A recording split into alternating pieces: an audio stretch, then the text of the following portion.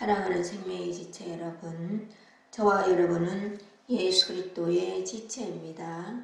자, 지체라는 말은 손과 발이라는 지와 몸체자를 써서 손과 발을 포함한 몸이라는 뜻입니다.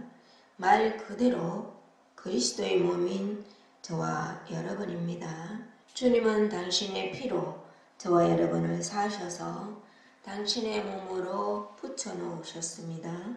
성경이 말하는 피 흘림은 죽음입니다.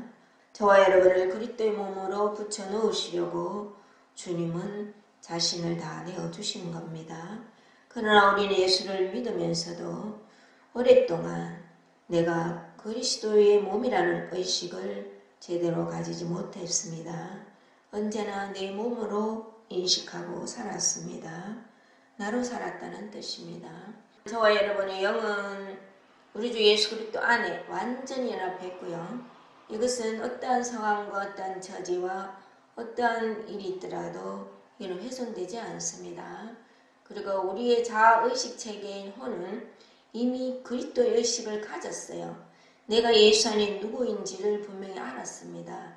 그리고 우리의 몸은 내 몸이 아니라 머리 대신 예수 그리스도와 저와 여러분은 부분으로 그분의 몸으로 붙어 있는 겁니다. 우리는 우리의 본질이신 하나님이 빠지면 우리는 그냥 한 줌 흙일 뿐입니다. 아무것도 아닌 흙에 하나님이 하나님의 그 호흡을 넣으셨더니 그 호흡이 생명이 된지라 창세기 말씀에 기록되어 있죠. 생명, 하나님을 의식하는 혼적인 존재가 되었다는 말입니다. 하나님 없는 이상 아무것도 아니라는 신앙 고백은 아무나 할 수 있는 고백은 아닌 것 같습니다. 잠깐 있다 사라지는 안개와 같다. 저와 여러분을 성경은 그렇게 표현하고 있거든요. 그런 인생이 찾아오셔서 영혼을 선물하시고자 우리 주 예수 그리스도는 자신을 온통 십자가에 부으셨습니다. 우리에게 선물된 최고 영광은 우리 주 예수 그리스도입니다. 말씀이 육신이 되어 우리 가운데 거하심에 우리가 그의 영광을 보니 아버지의 독생자의 영광이요 은혜와 진리가 충만하더라. 자, 이 예수가 우리 안에 완전히 와 계십니다.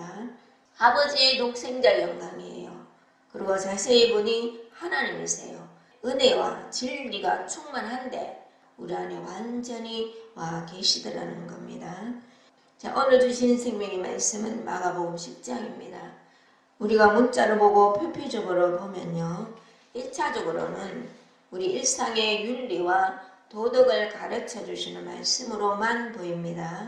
그러나 오늘날 생명의 성도인 저와 여러분에게는 생명의 말씀이 하나님과의 관계와 그리고 일상의 삶에서 영적인 관점을 제공합니다. 하나님은 저와 여러분을 낳아주시지만 저와 여러분도 믿음으로 화합해서 그분과 하나됨을 누리기 위해서는 성령이 말씀하시는 영적인 관점을 우리 역시 알아야 된다는 뜻입니다. 자, 첫째로 예수께서 거기서 떠나 유대 지경과 요단강 건너편으로 가시니 어디서 떠났다는 말씀이겠습니까? 이 구절이 시사하는 영적인 의미가 있습니다. 마가복음 9장까지는 주님이 갈릴리 주변에 계셨습니다. 동부 서부 다니면서 사역을 하셨거든요. 자, 거기서 떠났다는 말입니다. 11장부터는 예수님이 예루살렘에 계십니다. 그럼 이 9장과 11장 사이 오늘 10장은 예수님의 갈릴리 사역과 예루살렘 그 사역 중간에 있는 장입니다. 9장까지 예수님이 갈릴리에 계셨다는 것은 갈릴리는 우리들의 삶의 현장을 의미합니다. 우리에게 찾아오셨어요. 우리의 삶에 그분이 찾아오신 겁니다. 우리를 고치시고 우리를 위로하시고 우리를 치료하신 것을 나타냅니다. 우리가 종교로 예수를 믿을 때라고 할 수 있겠죠. 그러나 주님의 사역은 여기에 머물러 있지 아니하시고 오늘 마가복음 10장을 거쳐서 주님의 사역의 완성인 예루살렘으로까지 쭉 이어지더라는 겁니다. 주님의 사역은 예루살렘에 가셔서 비로소 죽으시고 그 다음에 부활하심으로 완성하시는 거 아니겠습니까? 자, 그렇다면 오늘 마가복음 10장 오늘 말씀은 예수님이 예루살렘에 들어가셔서 하실 사역을 준비하는 장으로 위치하고 있기 때문에 오늘날 저와 여러분에게는 중요한 영적인 의미가 들어 있습니다. 여러분도 다 읽으셨다시피 오늘 본문은 바리새인들과 예수님의 대화의 내용입니다. 주제는 혼인과 이혼에 관한 이야기입니다. 당시의 바리새인들은 이스라엘의 법률가들이었습니다. 모세의 율법을 토대로 모세의 율법을 기준으로 백성들에게 법률적인 기준을 제공하고요. 그리고 또 입법자, 재판자 그렇게 수행하는 역할도 그들이 했습니다. 오늘날로 보면 검사 그리고 판사 역할도 그들이 했다는 뜻입니다.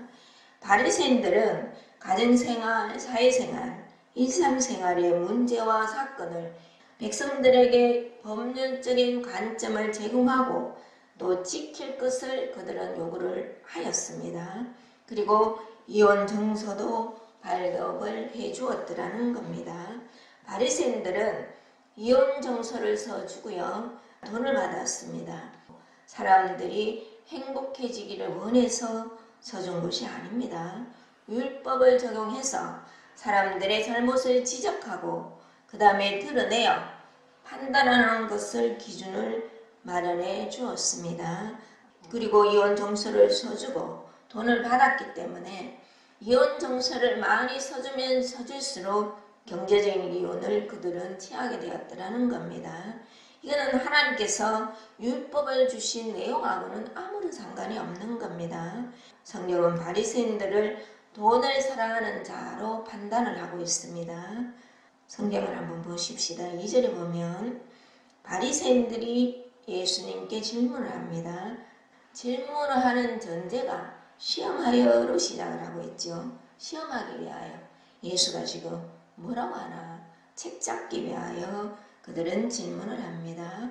그러자 예수님이 모세가 어떻게 너희에게 명하였느냐? 질문을 통해 대답을 하시고 계시죠. 이혼에 합당한 사유가 있으면 이혼 정서를 써주어서 이혼을 허락했다는 것입니다. 그들은 그렇게 말을 하고 있고요. 주님이 말씀하시기를 예수께서 그들에게 이르시되 내 마음이 완악함으로 말미암아 이 명령을 기록하였거니와 완악함으로 그것을 허락을 했다는 겁니다.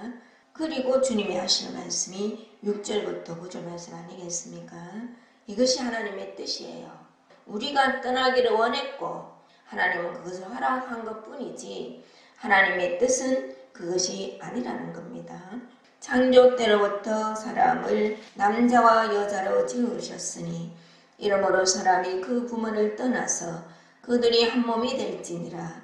이런즉 이제 둘이 아니요 한 몸이니 그러므로 하나님이 짝지어 주신 것을 사람이 나누지 못할지니라 하시더라. 이것이 하나님의 뜻입니다.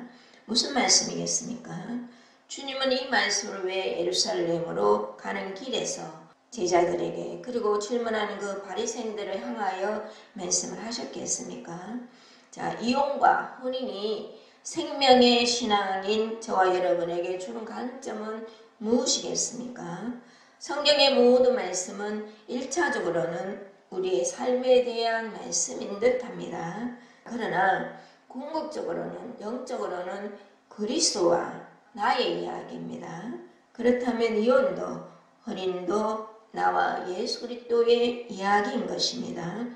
바리새인들은 하나님의 말씀을 읽으며 이혼 정서를 발견합니다.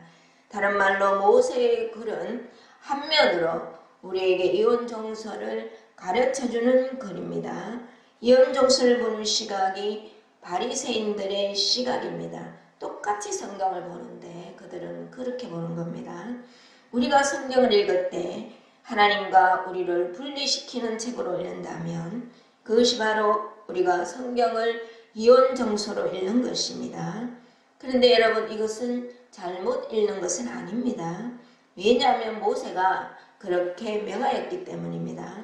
다시 말해서 하나님의 말씀을 내가 지켜보겠다고 읽는다면 그렇게밖에 보일 수가 없더라는 겁니다. 내가 지켜보겠다고 한다면 우리는 이혼 정서를 발견할 수밖에 없는 것입니다. 율법을 가지고 하나님을 대한다면 우리는 하나님이 우리를 버릴 수밖에 없고요. 하나님 편에서 이혼 정서를 써줄 수밖에 없다는 것입니다. 4절에 나타나 있는 이혼 정서를 헬라어로 보면요. 아포스타시온 비블리온이라는 뜻입니다. 이혼책이라는 뜻이고요. 구약의 율법은 하나님과 우리의 이혼 정서를 써준 책입니다. 이 말이 무슨 뜻이냐면 율법으로 하나님의 말씀을 대하면 대할수록 우리는 추악한 죄인으로만 발견이 되더라는 겁니다. 율법은 우리가 얼마나 추악한 죄인임을 알려주는 책이기 때문에 반드시 하나님과 이혼해야 하는 것입니다. 거룩하신 하나님의 존전에 죄인으로는 이룰 수 없기 때문에요. 죄가 있는 상황으로는 하나님 앞에 설 수 없기 때문입니다. 그런데 하나님은 우리와 이혼하고 싶어 하지 않으셨어요. 율법이 서주기를 허락을 하셨으나 어쩔 수 없이 허락하신 겁니다. 어떤 상황 때문에 허락을 하셨는지 오늘 본문에 나와 있지 않습니까? 너희 마음이 완악함으로 말미암아. 우리 모두는 첫사람 아담으로는 하나님을 떠나기를 내가 원해서 떠난 겁니다. 우리가 원한 거예요. 왜냐하면 자유의지를 주셨거든요. 우리가 하나님과 동등한 인격의 관계에서 우리가 하나님을 선택하기를 그분을 원하셨기 때문에 첫사람 아담으로는 하나님을 떠날 수밖에 없더라는 겁니다. 우리가 하나님을 남편 삼기를 싫어했어입니다. 우리는 세상을 좋아합니다. 세상과 짝하는 것은 저절로 됩니다. 원래 첫사람 아담은 짝 자체가 우리의 원래 모습입니다. 하나님의 원래 뜻은 6절에 나타나 있는 것처럼 이 세상을 창조할 때부터 남자와 여자로 만드셨다는 것은 이 세상은 그림자이고요. 참 형상은 그리스도이지 않습니까? 항상 우리들에게 보이는 것을 통해 보이지 않는 영혼을 설명하시는 겁니다. 신랑이신 그리스도와 신부인 교회를 가리키는 겁니다. 이 세상의 모든 혼인은 그림자입니다. 생명 안에서 생명의 가정으로 세워졌다는 것은 궁극적인 하나님 나라 그 영원한 예수 그리스도와 그리고 신부인 교회의 그 연합의 그 기쁨을 이 땅에서도 맛보는 것을 의미합니다. 영원한 가정이 있고 영원한 혼인이 있는데 바로 우리 주 예수 그리스도와 생명의 신부인 저와 여러분인 것입니다. 성경은 이걸 말하는 거예요. 마가복음 10장의 남자와 여자는 시간 속에 있는 생물학적 남자와 여자만 가리키는 것뿐만이 아니라 물론 그런 뜻도 있습니다. 영원 속의 남자, 여자 부부를 가리킵니다. 바로 그리스도 예수와 교회인 저와 여러분입니다. 그래서 그리스도의 몸인 거예요. 저와 여러분은 그분의 몸으로 지체로 팔과 다리로 붙어 있는 겁니다. 그들이 한 몸이 될지니라. 이러한즉 이제 둘이 아니요 한 몸이니 그러므로 하나님이 짝지어 주신 것을 사람이 나누지 못할지니라. 믿습니까? 특별히 신부 생명인 저와 여러분은 그리스도의 품에 안겨 있어요. 한 몸입니다.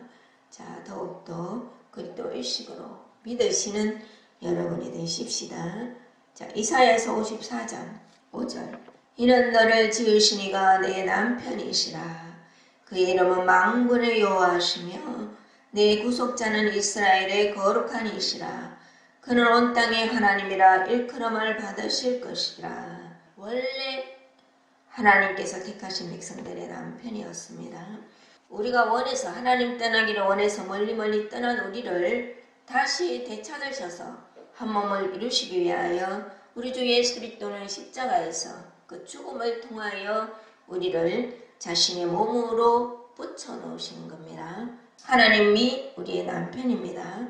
하나님은 원래 창조 때부터요 우리와 절대로 헤어지고 싶어 하지 않으셨어요. 그래서 율법은 우리가 얼마나 죄인인지를 깨달아 입을 막고 하나님께 나아가지 못할 것을 이야기하는 것입니다. 왜냐하면 이혼했기 때문이에요. 우리는 먼저 율법으로 성경을 읽을 수밖에 없습니다. 그것이 우리의 시각이에요. 자, 예수를 믿는다면 성경을 통해 내가 깨달아지는 것은 나는 죄인이구나. 나는 죄인 중에 괴수이구나. 이게 깨달아지는 겁니다. 자, 이거를 통과하여 자, 율법이 모각 선생인데요. 그러니 예수께로 가라. 예수께로 가라. 인도한다 하지 않습니까? 그래서 자꾸 예수 안으로 들어갔더니 오늘날 신부생명으로 저와 여러분이 이렇게 조성이 되어 있더라는 겁니다. 그리스도와 나는 한 몸이며 나는 예수 그리스도 품 안에 있으며 나는 신부생명이구나. 더욱더 그리스도의 몸에 그 인식이 성해지시기를 축복합니다. 자, 우리가 스스로 성경을 읽으면 하나님은 너무나 거룩하시고 나는 너무나 죄인이라 너무나 차이가 있어 하나님께 나아갈 엄두를 못 내는 겁니다. 그래서 갈라섰고 그래서 이혼 정서일 뿐입니다. 이것이 옛사람 아담으로 살 때 우리의 모습이고요. 내가 예수를 믿을 때 우리의 모습입니다. 우리가 성령에 의해 처리될 때 감정으로 이런 것을 느끼기도 합니다. 뭐라고 표현할 길이 없는 그 느낌, 공허와 혼돈과 흑암의 그 깊이, 공고함, 뭐 여러 가지 것들 말로 딱 표현할 수 없어. 하여튼 그런 느낌이 공고때에 처리받을 때 살짝 느껴지기도 합니다. 그러나 이게 본질이 아니에요. 이거 처리하셔서 마치 은에서 찢기를 재앙같이 제하심으로 왜 제하시겠어? 그리스도를 누리지 못하는 어떤 것들이라도 누리게 하시려는 하나님의 거룩한 열심이 이곳에 있고 하나님의 눈동자가 이곳에 있고 자, 여기와 하늘은 맞닿아져 있다 그랬죠? 신부 생명들이 누리는 누림인 것입니다. 내가 예수를 더 기뻐하고 내가 예수를 더 즐거워하고 우리가 이전에는 내한테 뭔가를 주셔서 행복했잖아. 나한테 생명을 주셔서 감사하고 내가 생명의 신앙인이 된 게 감사하고 그랬잖아요. 지금은 예수 때문에 오직 예수 때문에 나에게 뭐를 해주어서가 아니라 나를 살아주시고 나에게 모든 좋은 풍성을 주시고자 하시는 이미 주신 그 예수 때문에 기뻐하는 겁니다. 신랑 때문에 기뻐하는 거예요. 신부가. 믿습니까? 아침마다 눈을 뜨시면 오늘도 나는 예수로 기뻐합니다. 예수 때문에 즐거워합니다. 그런 신앙의 고백이 있으시기를 주 예수 그리스도 이름으로 축복합니다. 오늘 본문도 말씀을 하시듯이 하나님이 짝지어 주셨다는 겁니다. 우리는 원래 원하지 않았어요. 그러나 하나님이 짝지어 주셨기 때문에 이제 둘이 아니요 한 몸이라는 것입니다. 그리스도 예수와 영원한 부부로 만들어졌다는 것입니다. 기독교 신앙의 최고의 목적은 신랑이신 예수 그리스도와 신부인 교회의 연합이며 영원한 합병입니다. 이 수준은 내가 예수를 믿기 시작해서 나에게 제사함을 주신 그리고 구속하신 그 예수로부터 시작을 하지 않습니까? 그러나 우리가 건너가고 우리 편에서 보면 건너가고 예수 안으로 오직 예수 안으로 들어가가 보니 어느새 신부 생명으로 조성이 되어 있더라는 겁니다. 신부 생명의 시각은 예수밖에 안 보여요. 예수님이 나에게 그러셨듯이 나 역시 예수밖에 안 보이는 겁니다.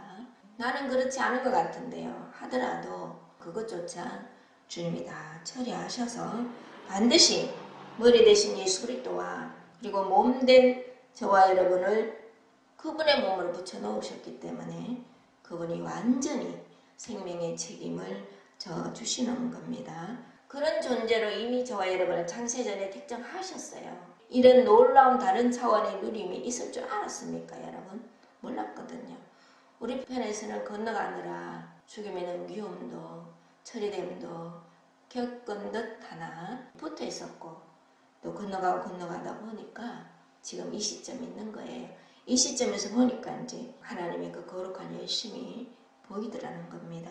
나를 힘들게 하고 억압하는 율법의 정서는 이미 그리스도께서 폐하셨어요. 그리스도 예수와 저와 여러분은 새롭게 혼인했더라는 겁니다.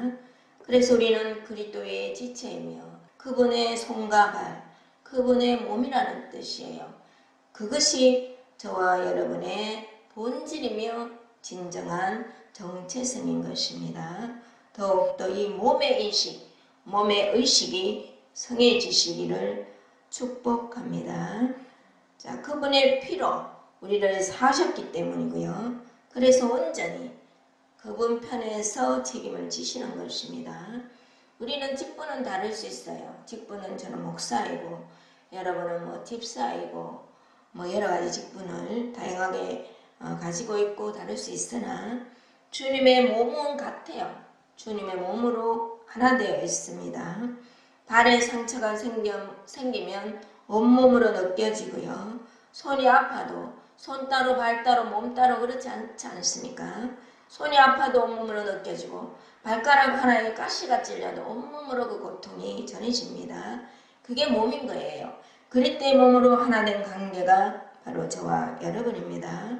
서로 상합하고 서로 연합하는 유기적인 관계가 저와 여러분이고요. 서로 사랑하는 관계가 저와 여러분입니다.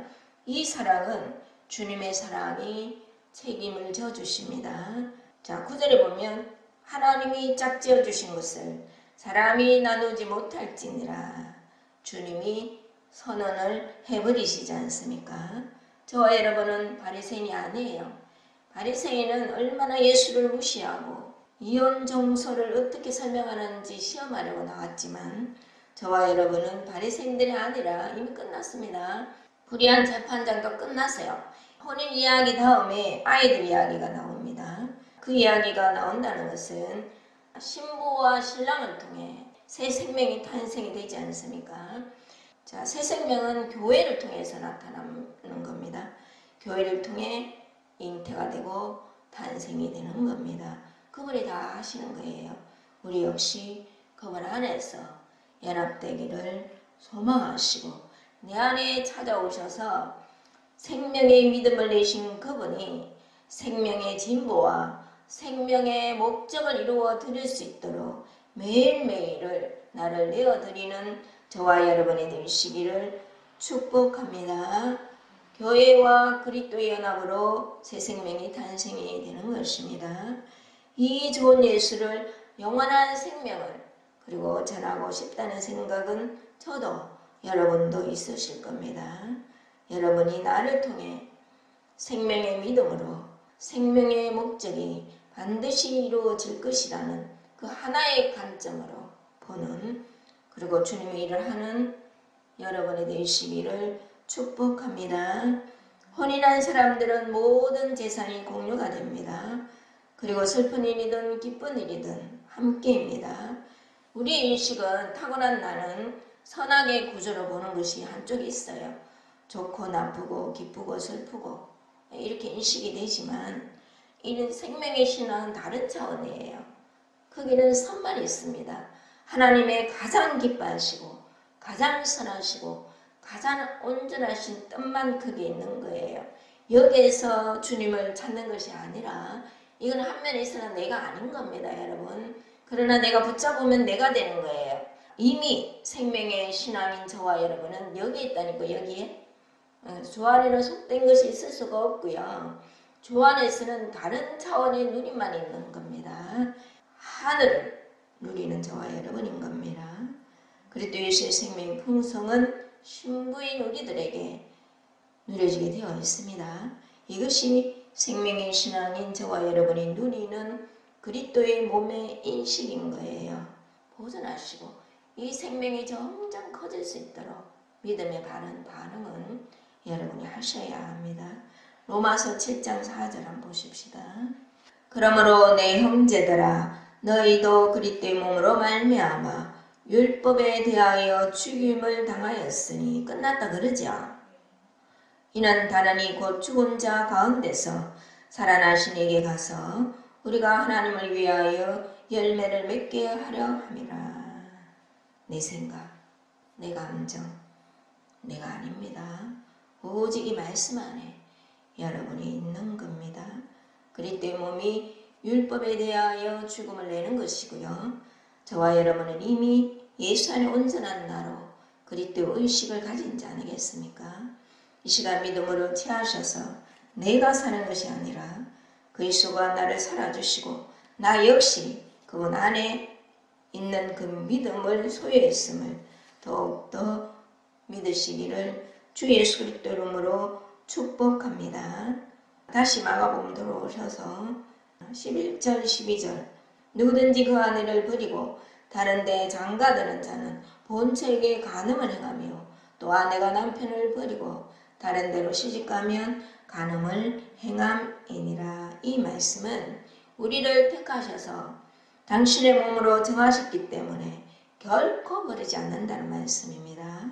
우리 역시 남편이신 예수 그리스도를 결코 버리지 않습니다. 주님 없이는 못 삽니다.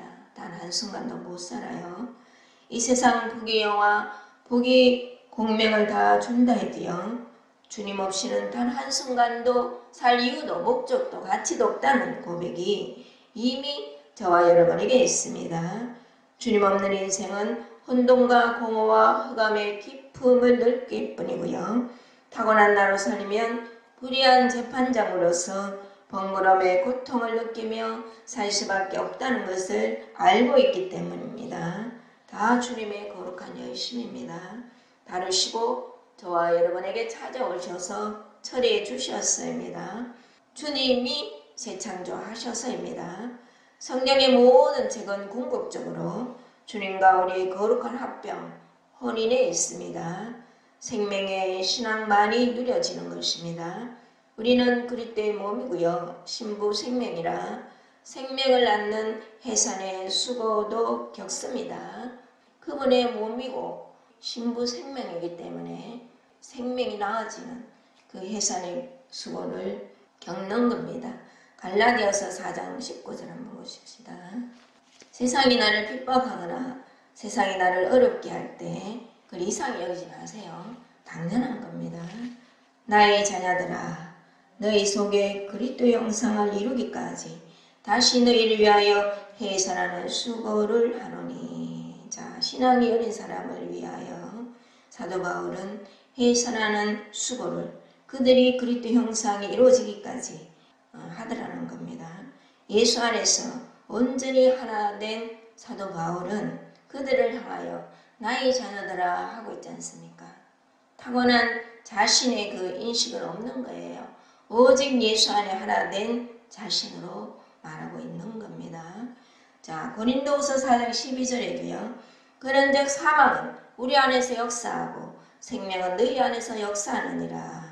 이 해산하는 수고는 당연히 있습니다. 여러분, 신앙생활을 지식과 개념과 관념을 한다면 이런 현상은 일어나지 않습니다. 신앙이 여린 어린아이의 신앙도 이런 역사는 일어나지 않습니다.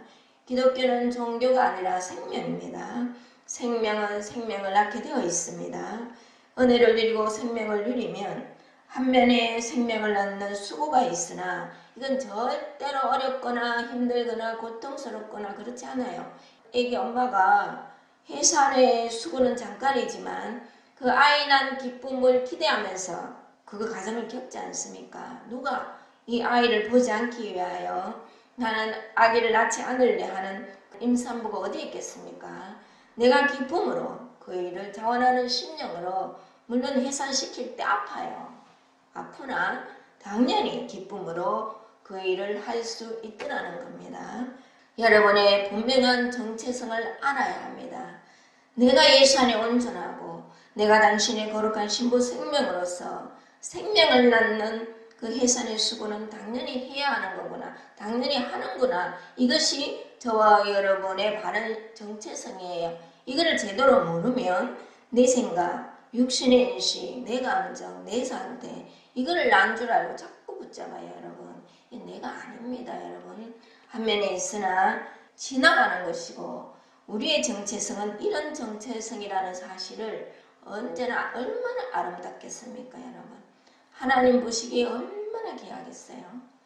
하나님이 다 하시지만 신부 생명으로서 생명이 생명을 낳는 그 일에 우리 역시 믿음으로 마음으로 하나가 되어 있을 때 그 일을 하나님이 얼마나 기쁘게 보시겠어요.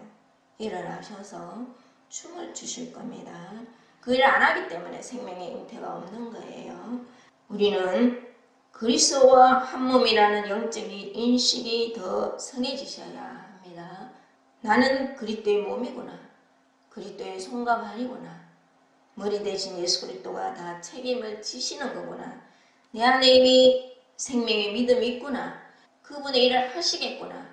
혼인관계로서의 주님이 더 누려지셔서 다른 거는 흔들어 넘치도록 안겨주십니다. 여러분, 예수 안에서 그 풍성을 누려야 합니다. 저절로 전해지는 축복이 넘치시기를 주 예수 그리스도 이름으로 축복합니다.